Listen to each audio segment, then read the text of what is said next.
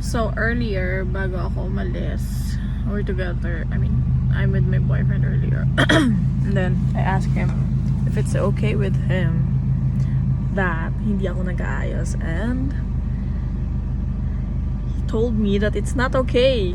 I mean, it's okay daw, pero okay din sa kanya kung nag-aayos ako. What the fuck, like, because sometimes when we're going to when we're going on a date, hindi ko nag-aayos, hindi man ako nagpa-powder or nagli-lipstick.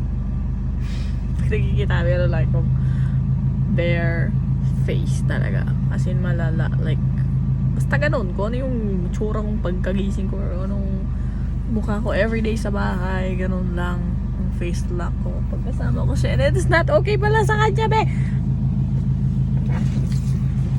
Nalaman ko lang this morning, like, ha? Sabi ko sa kanya ganun kasi hindi ako yung tipo ng tao na mag-aayos. Like, what the fuck? Hindi mo lang pwede yun. Kailangan mo na mag-aayos. I mean, it's okay lang naman sa akin that he tell me the truth, or he told me the truth. Yeah, he told me the truth. It's okay with me. Kasi syempre naman, para naman malaman mo, di ba?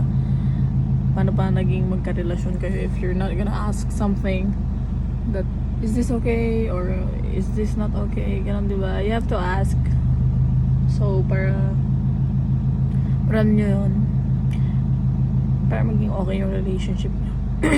My voice right now, I feel like magkakakaf ako or whatsoever, pero I don't know what's happening inside my throat because I swallowed that thing. Kasi ganito yon, I cook pork ribs sa barbecue, and then meron dong mga buto-buto na mga maliliit na, so sa sobrang katangahan ko na hindi ko alam, it slipped agad. Dumiretso agad siya sa lalamunan ko, besh. Hindi ko na siya naabot.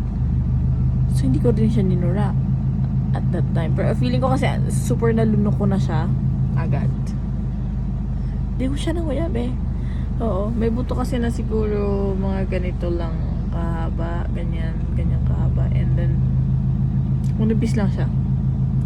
Kasing nipis lang ng ruler. So, ngayon, yesterday, it's here. And then, right now, it's here na. Lipat-lipat sabi, bakit di mo padalian magbaba?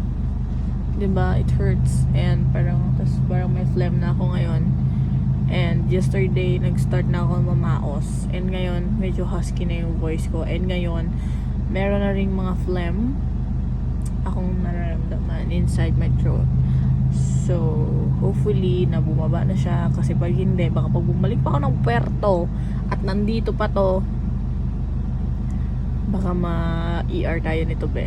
Okay? So, ayan lang. So, that's the update for today. Pero, hindi ko pa to agad-agad ma-post. Baka ma-post ko to pag nakabalik na ka ng puerto. Kasi nga, I don't know if there's internet in El Nido. I mean, kung may signal tong cellphone ko doon. Because I'm using Globe. So, hindi ko alam kung meron signal doon, Bebs. Okay? So, I think merong signal doon yung dito. Pero I don't know if dito SIM card is, or baka maki-hotspot na lang ako doon sa mga tao doon. Okay. So, by the way, yun na lang muna, guys. And I'm going to rest muna. Naiihi ako.